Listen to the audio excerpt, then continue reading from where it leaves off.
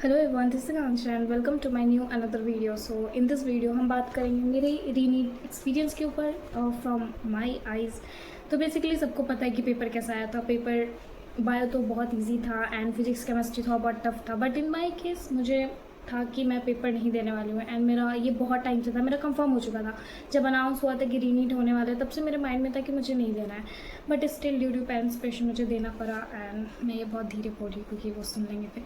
तो मुझे उनके प्रेशर की वजह से देना पड़ा एंड बट उन्होंने एक चीज़ कही थी कि ठीक है तुम जाओ दो, उसके बाद फिर हम नहीं पूछेंगे तुम्हारा कैसा गया है। एंड मैंने इस चीज़ का बहुत बड़ा एडवांटेज उठाया। मैं गई, मैं एग्ज़ाम हॉल में बैठी एंड मैंने अपना बायो से स्टार्ट करा पेपर जो भी है, because of course bio is the thing जो कि मैं कभी भूल नहीं सकती क्योंकि मैंने कुछ ज़्यादा ही अच्छे से उसको पढ़ लिया है। तो मैंने स्टार्ट करा, पेपर इतना ईजी था कि मुझे देख करके लगा कि थोड़ा पढ़ के आना चाहिए था क्या, क्योंकि अगर ऐसा पेपर ही आना था तो मे भी कट ऑफ तो क्लियर हो ही जाता, क्योंकि लास्ट टाइम मेरे 500 के अप्रॉक्स बन रहे थे। तो फिर मैंने अपना बायो दिया।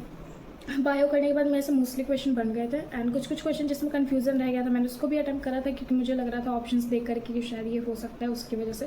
एंड देन फिर मैं केमिस्ट्री के साइड गए। मैंने फिर थोड़ा ब्रेक लिया, मैं हेड डाउन करके थोड़ी देर 20 मिनट बैठ गई। मैं सोचा कि कौन सीरियस है यहाँ पे। देन फिर मैं गई केमिस्ट्री को अटैम्प्ट करने, क्योंकि मुझे था कि फिजिक्स कहीं अंदर से थोड़ा तो फियर रहता है ये फिजिक्स के नाम से, तो मैं केमिस्ट्री अटैम्प्ट करने गई। देन केमिस्ट्री देख करके बट मेरा दिमाग ही प्रोसेस नहीं कर पा रहा था बिकॉज ऑफ मैंने कुछ भी रिवाइज़ नहीं करा था। मेरा जो भी तुम लोग मेरी वीडियोस देखते हो उसको पता है कि मैं कॉलेजेस एक्सप्लोर कर रही हूँ एंड मैं कोर्सेज वगैरह के लिए कॉलेजेस, प्राइवेट कॉलेजेस देख रही हूँ। एंड जिसके लिए मुझे कॉलेजेस मिले भी हैं तो मुझे एजुकेशन लोन की नीड है, बिकॉज प्राइवेट कॉलेजेस के ऑफ कोर्स बहुत ज़्यादा ऐसा कॉस्टली होता है कुछ भी।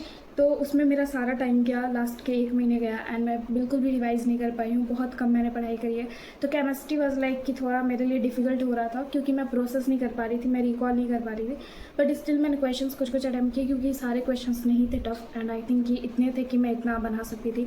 तो मैंने केमिस्ट्री को अटैम्प्ट करा, मैंने कुछ 23 या 4 क्वेश्चन अटैम्प्ट किए थे उसके बाद फिर फिजिक्स पे आते हैं। फिजिक्स जब मैंने स्टार्ट करा तब आई थिंक कि कुछ आधे घंटे बचे हुए थे मुझे पेपर देने से। एंड ऑफ कोर्स हमारा सेंटर जो है वो 5:35 में जा करके हम बाहर निकले थे, तो हमारे पास इधर भी 15 मिनट एक्स्ट्रा टाइम था, तो 45-50 मिनट्स थे मेरे पास। बट स्टिल मैंने जब फिजिक्स देखा तो मेरा वैसा हो गया कि शायद मैं गलत कर दूँगी, या फिर मुझे उस समय ना रियलाइज़ नहीं हुआ कि पेपर टफ है। मुझे लगा कि शायद मैंने पढ़ा नहीं है ना, इस वजह से मेरे से नहीं बन रहा है। एंड ये सोच कर कि मैंने पूरा का पूरा फिजिक्स छोड़ दिया, एक भी क्वेश्चन मैंने अटेम्प्ट नहीं किया। मैंने सॉल्व किया पेपर पे, मैंने सॉल्व कर रखा है बल्कि पेपर पे मैंने सॉल्व किया, बट मैंने वो चीज़ टिक नहीं करी क्योंकि मुझे लगा कि गलत होगा। एंड ऑफ कोर्स मुझे बाहर आके रील्स के थ्रू और मीडिया के थ्रू पता लगा कि पेपर टफ था फिजिक्स का, ऑल्सो केमिस्ट्री का। तो उसके बाद फिर मैंने सोचा कि चलो ठीक है थोड़ा रिलैक्स करते हैं। ऐसे भी पापा मम्मी किसी ने पूछा, कोई किसी ने फोर्स नहीं किया कि ऐसा कि एग्ज़ाम देवर लाइक कि तुमने दे दिया, हम बस यही चाहते थे कि एग्ज़ाम से भागो मत, तुम्हें एक बार फेस करना चाहिए कि क्या हो गया, 3 घंटे बैठने ही तो थे ऐसा करके। तो मैंने कहा कि ठीक है। उसके बाद फिर बात करते हैं उन बच्चों का। देखो, अगर तुम लोग ऐसा ड्रॉप लेने का सोच रहे हो ना, तो आई डोंट रिकमेंड कि तुम ड्रॉप लो। अगर अपनी 12th में बेस्ट दे दिया ना और तुम्हें लग रहा है कि अब मैं इससे ज़्यादा तो बेस्ट नहीं दे सकता, ये मेरा आउटकम था जितना मैं दे सकता था 100%, तो उसके बाद ड्रॉप लेना बनता ही नहीं है, क्योंकि तुम सेम वही चीज़ रिपीट करोगे। और आई थिंक कि तुम जितना ड्रॉप लेते हो ना, तुम्हारी सिलेक्शन की एफिशिएंसी उतनी कम हो जाती है। लाइक अगर तुम फर्स्ट अटैम्प्ट में तुम्हारा 50% चांसेस होने के, तो सेकेंड अटैम्प्ट में 30% चांसेस होते हैं, क्योंकि तुम उतने सिंसियर रह नहीं पाते हो। दैट्स वाई आई प्रीफर कि तुम पार्शियल ड्रॉप ले लो, अपने होम टाउन में कहीं कॉलेज लेकर के रखो ताकि तुम्हारे पास एक बैकअप ऑप्शन रहे। तो वो चीज़ मैं रिकमेंड करूँगी। एंड फ्रॉम माई पर्सपेक्टिव, क्योंकि ऑफकोर्स कोई भी ड्रॉप यही सोच करके लेता है कि मुझे तो अपना बेस्ट देना है एंड मेरा इस बार सिलेक्शन हो ही जाएगा। लाइक मुझे भी याद है, अगर मैं अपनी स्टोरी बताऊँ तो लाइक मेरा 11th में कुछ भी क्लियर नहीं था कि मुझे क्या करना है। मेरे पास PCM भी था, मैथ्स प्लस बायो, बट मैं मैथ्स जो है वो बस बेसिक तक पढ़ी थी एंड फिर जाकर के मैंने बायो पे ज़्यादा फोकस कर दिया क्योंकि मुझे बायो में इंटरेस्ट आ रहा था। एंड उसकी वजह से हुआ क्या कि मैंने नीट का प्रिपरेशन स्टार्ट कर दिया। 12th में मैंने लक्ष्य बैच को ज्वाइन करा एंड मैंने तब से प्रिपरेशन स्टार्ट करी, मेरा अच्छा चला। बट फिर at the end of the moment जब बोर्ड्स का आया कि अब मुझे बोर्ड्स देना है यहाँ से, तो मैंने प्रिपरेशन छोड़ दी क्योंकि मैं उतनी सीरियस ही नहीं थी। मेरे पास एक स्ट्रॉन्ग वाई ही नहीं था कि मैं क्यों बायो करना चाहती, क्यों मुझे मेडिकल कॉलेज चाहिए, तब वो कोई मोटिवेशन नहीं था। तब मेरे अंदर था कि एक ड्रॉप ले लेंगे क्योंकि अभी कुछ भी क्लियर नहीं है कि कौन सा कॉलेज जाना चाहिए, क्या करना चाहिए। उस वजह से एक ड्रॉप लेते, थोड़ा प्रोसेस करने में भी टाइम लगेगा एंड सिंसियरली पढ़ाई करेंगे इसके लिए भी, क्योंकि साल भर बहुत होते हैं एंड सब लोग यही सोचते हैं।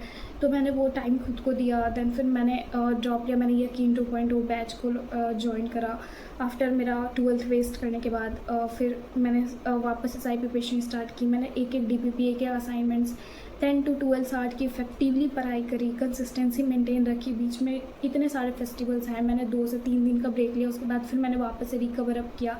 एंड ये सब कुछ मेरा यूट्यूब जो है प्रूफ है। एंड मैं सब कुछ डॉक्यूमेंट करती थी, लाइक मे बी हर महीने ही वीडियो बनाती हूँ, बट सब कुछ था।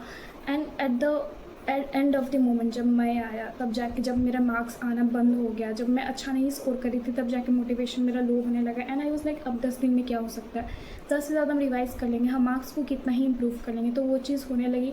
एंड फिर as you all know paper leak and then वापस से रीनीट। एंड उस चीज़ उतना होने के बाद तो फिर तो मेरा मेंटल प्रेशर बहुत ज़्यादा फकअप हो रखा है। दैट्स वाई मैं नहीं चाहती हूँ वापस इस लूप में आना। एंड मेरे पास कोई वो स्ट्रॉन्ग वाई भी नहीं है कि मैं ये क्यों करना चाहती हूँ, क्योंकि डॉक्टर मेरा ऐसा अल्टीमेट ड्रीम तो नहीं है। मतलब ऐसा मैंने बचपन से कभी नहीं सोचा है कि मैं एकदम डॉक्टर ही बनूंगी। मेरे माइंड में था कि मुझे गवर्नमेंट जॉब चाहिए, बिकॉज यहाँ फैमिली डाल देते हैं बच्चों के अंदर। मेरे अंदर बचपन से था कि तुम्हें गवर्नमेंट जॉब लेना है, तुम लड़कियों गवर्नमेंट जॉब लोगी, बहुत अच्छा रिपुटेशन होता है, and that is the thing. But still of course मुझे गवर्नमेंट जॉब के पीछे भी उतना चीज़ नहीं। आई डोंट नो मुझे क्या करना है, बट मुझे इतना पता है कि मुझे टेक फील्ड में इंटरेस्ट है। दैट्स वाई मैं अभी कोर्सेज देख रही हूँ related to tech. And of course मैं BCA का सोच रही हूँ। अगर मेरा CUET का स्कोर आता है एंड उसके थ्रू मुझे DU का अच्छा मतलब कॉलेज मिल जाता है, एंड उसमें अगर मुझे BCA अलॉट हो जाता है, देन ऑफ कोर्स मैं उसमें ज्वाइन कर लूँगी। बट मैंने बैकअप के लिए ऑफ कोर्स मैंने एडमिशन सीट बुक कर रखा है कॉलेजेस में, एंड वो बहुत रिफंडेबल है। जब भी मुझे नीड होगी, मैं अगर कॉलेज स्विच करूँगी, वो मुझे मेरे पैसे रिटर्न कर देंगे। And that's the whole point जो कि मैं अभी ले करके चल रही हूँ। एंड आई थिंक कि वो क्लैरिटी देना ज़रूरी थी। तो मे बी नेक्स्ट वीडियो, मेरी जो भी वीडियो आएंगी वो कॉलेजेस एंड ऑल के ऊपर ही आएंगी। एक बार CUET का स्कोर आ जाए, फिर सब कुछ मैं क्लियर कर दूँगी। नीट का यही था, मेरा नीट का जो स्कोर था मैंने बताया, एक्सपीरियंस बताया। And that's it for today, and that is all for the today video. So bye bye, take care, and of course don't give up, क्योंकि बहुत कुछ है लाइफ में करने को। अगर तुम्हें लग रहा है कि तुम्हें अनदर ड्रॉप लेना चाहिए, लो, क्योंकि तुम्हें एक्सपीरियंस करना चाहिए। मैंने भी लिया है ड्रॉप। अगर तुम्हें लग रहा है कि तुम्हें इससे मूव ऑन करना है, कर जाओ, क्योंकि it's a very good thing. अगर तुम्हें रियलाइजेशन हो रहा है कि तुम्हें मूव, तुम उस टॉक्सिसिटी में नहीं फंस रहे हो, तो that's a very good thing.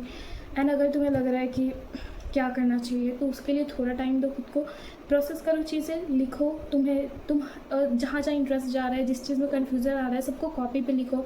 And सोचो बस कि तुम्हें इस फील्ड में जा कर के क्या, मतलब तुम वो लॉन्ग टर्म तक कर पाओगे, उतनी खुशी मिल पाएगी तुम्हें, या फिर तुम बाद में रिग्रेट तो नहीं करोगे ये चूज़ करके। तो वो अपना एक स्ट्रॉन्ग बाय तुम खुद ही से पूछ सकते हो, और कोई तुम्हें एक्सप्लेन नहीं कर सकता है।